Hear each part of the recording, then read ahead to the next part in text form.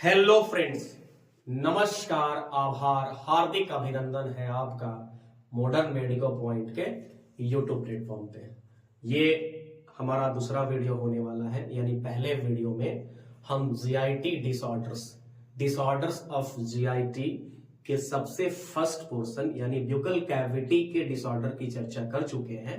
तो इस वीडियो में हम थोड़ा सा आगे जंप करेंगे और ब्यूकल कैविटी के बाद इसोफेगस, यानी कि इस वीडियो में हम सीखने, समझने और जानने वाले हैं oesophagus related GIT disorder. In this video I will discuss about first oesophagitis, second GERD gastroesophageal reflux disease या डिसऑर्डर, तीसरा जिसकी हम चर्चा करेंगे उसका नाम है एकेलेसिया। क्या है सब बताएंगे वन बाय वन। चौथा जिसकी चर्चा करेंगे उसका नाम है इसोफेजियल स्ट्रक्चर। अगले स्लाइड में आपको मिलेगा इसोफेजियल वायरसेस। और सबसे लास्ट डिसऑर्डर इस स्लाइड का होने वाला है ईओई, यानी कि इओसिनोफिलिक इसोफेजाइटिस बोलते हैं उसको।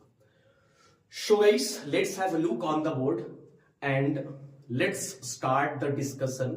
The first disorder is oesophagitis. देखिए, अगर हमारे इसोफेगस में, फूड पाइप में इन्फ्लेमेशन हो जाती है, अब वो इन्फ्लेमेशन होगी क्यों? किसी भी तरह के इन्फेक्शन के चलते, किसी भी तरह के एलर्जी के चलते या कोई और भी कारण से इन्फ्लेमेशन हो जाती है, तो इस तरह के सिचुएशन को, इस तरह के डिसऑर्डर को हम इसोफेजाइटिस कहते हैं। यानी हम कह सकते हैं oesophagitis is characterised by inflammation due to any type of infection और एलर्जीज। ठीक है, अगर इसोफेजाइटिस हो जाता है तो डिफिकल्टी इन स्वेलोइंग, खाना निगलने में दिक्कत होती है, पेन होता है। ये हम जो भी आपको बता रहे हैं बहुत छोटे छोटे साइन सिम्टम बता रहे हैं। इसके वीडियो में, इस वीडियो में और इसके पीछे वाले वीडियो और आने वाले वीडियोस में भी हम सुपरफिशियली नॉलेज ही ले रहे हैं। यानी हम सब डिसऑर्डर का साइन सिम्टम, उसका प्रिवेंशन, उसका केयर सब कुछ नहीं पढ़ रहे हैं। बस एक नोमेनक्लेचर टाइप का कि किस तरह के सिचुएशन में जीआईटी के डिसऑर्डर का क्या नाम होगा, बस इसी की चर्चा कर रहे हैं। इसका मतलब ये नहीं कि हम इसके कंप्लीट इंफॉर्मेशन को नहीं जानेंगे। अभी आगामी कुछ वीडियोस में हम इसी तरह के सुपरफिशियली नॉलेज का डिस्कशन करेंगे। इसके बाद जब वीडियोज आएंगी तो कंप्लीट कोर्सेस यानी बीएससी नर्सिंग तक कंप्लीट कोर्स में क्या क्या हमको पढ़ना है, साइन, सिम्टम, फार्मेकोलॉजी में इसका medication, each and everything is going to be discussed in our upcoming videos. But right now we will put on the discussion about only superficial sign and symptoms of disorders of GIT. Is that okay?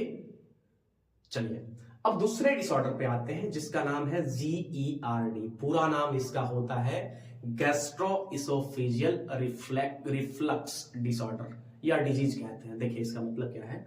आमतौर पर बोलचाल की भाषा में हम इसे gas का ऊपर चढ़ना बोलते हैं। जैसे हमने कुछ खाया, अब स्टोमक में तो भाई HCl बन रहा है, अगर HCl बैक फ्लो होकर के इसोफेगस में आने लगे तो इस तरह के सिचुएशन को, काफी क्रिटिकल भी कभी कभी ये हो जाता है, इस तरह के डिजीज को, इस तरह के डिसऑर्डर को हम जीईआरडी शॉर्टकट में, और पूरा इसका नाम होता है गैस्ट्रोइसोफेजियल रिफ्लक्स डिसऑर्डर।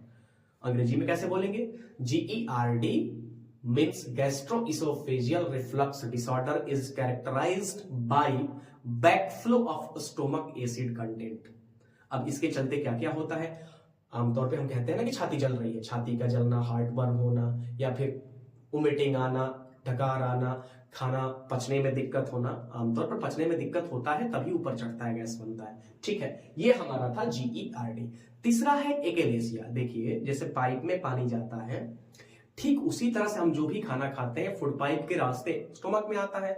अब ये जो इसोफेगस है, फूड पाइप है, ये कंट्रैक्शन और रिलैक्सेशन करता है, यानी मूवमेंट करता है। इस मोमेंट को हम पेरिस्टाल्टिक मोमेंट या पेरिस्टालसिस कहते हैं। अगर किसी भी एलर्जी के चलते, इन्फेक्शन के चलते, बैक्टीरियल इन्फेक्शन, फंगल इन्फेक्शन और whatever the infections are, या किसी भी कारण से और ड्यू टू एनी रीजन, अगर इसोफेगस प्रॉपर फंक्शनिंग करना बंद कर दे, फंक्शन करेगा, प्रॉपर फंक्शनिंग करना बंद कर दे, इम्प्रॉपर फंक्शन करे, ठीक है, तो बढ़िया से मूवमेंट नहीं हो पाएगा। और उसके वजह से जो सिचुएशन क्रिएट होगी, जो डिसऑर्डर डिस्कम्फर्ट आपको देखने को मिलेगा, इसे हम एकेलेसिया कहते हैं। यानी हम कह सकते हैं कि इसोफेगस के इम्प्रॉपर फंक्शन के चलते जो डिस्कम्फर्ट देखने को मिलता है that is known as achalasia. Achalasia can be characterised as improper function of oesophagus. ठीक है, अगले स्लाइड मतलब इसी स्लाइड पे अगला जो की पॉइंट है, अगला जो डिसऑर्डर है, देखिए यहां पे लिखा गया है इसोफेजियल स्ट्रक्चर। देखिए लंबे समय तक इंफेक्शन रहने के चलते या फिर थोड़े ही दिन के इंफेक्शन में भी क्या हो जाता है, इसोफेगस जो है नैरो हो जाता है। अब नैरो होने के कई सारे कारण हैं, आप केवल इतना समझिए कि इसोफेगस के नैरो होने को हम इसोफेजियल स्ट्रक्चर कहते हैं। ठीक है, अब इसोफेजियल स्ट्रक्चर होने के कारण क्या क्या है, बहुत सारे कारण हैं। हम जब प्रॉपर वीडियो बनाएंगे जीआईटी के डिसऑर्डर पे तो हम डिस्कस करेंगे। ठीक है, वीडियो शानदार जानदार जा रहे हैं, काफी एनर्जी के साथ हम आए हुए हैं। अब let's jump to the next slide and in the next slide we are just looking up oesophageal viruses due to chronic infection और इन्फ्लेमेशन। बहुत लंबे समय तक इन्फेक्शन और इन्फ्लेमेशन रहने के चलते अगर इसोफेगस के वेन्स एनलार्ज हो जाते हैं, उसके चलते जो पेन होता है, फूड स्वेलोइंग में दिक्कत होती है, इंडाइजेशन होता है, डिस्कम्फर्ट होता है, then this type of situation is characterized by esophageal varices। ठीक है, यानी बहुत लंबे समय तक इन्फेक्शन इन्फ्लेमेशन रहने के चलते इसोफेगस के जो वेन्स है वो एनलार्ज हो जाते हैं, जिससे खाना खाने में दिक्कत, यानी खाना निगलने में दिक्कत, कई तरह का इंडाइजेशन प्रॉब्लम भी आपको देखने को मिलेगा। तो इस तरह के सिचुएशन को हम इसोफेजियल वायरसेस कहते हैं। हम बार बार आपसे कह रहे हैं इस बात को कि we are not discussing here the proper discussion, we are not going to establish here the proper discussion on prevention, cure, medications of GIT disorders. Only we are discussing about superficial information। ठीक है, अगला जो disorder है इसका नाम है EOE। EOE को हम इयोसिनोफिलिक इसोफेजाइटिस कहते हैं। यानी कि इसमें भी ड्यू टू क्रोनिक इन्फेक्शन और इन्फ्लेमेशन, यानी ये आमतौर पर जल्दी नहीं होता है, बहुत लंबे समय तक अगर इसोफेगस के किसी प्रॉब्लम से आदमी जूझ रहा है तो इस तरह के सिचुएशन देखने को मिलते हैं।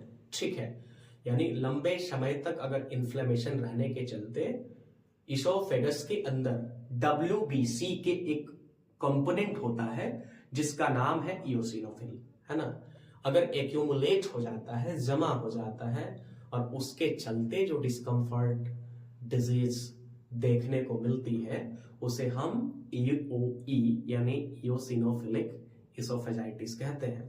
In English we can defined as due to chronic inflammation and infection eosinophil, a component of WBC, is going to accumulate in esophagus and this situation is known as EOE, eosinophilic esophagitis।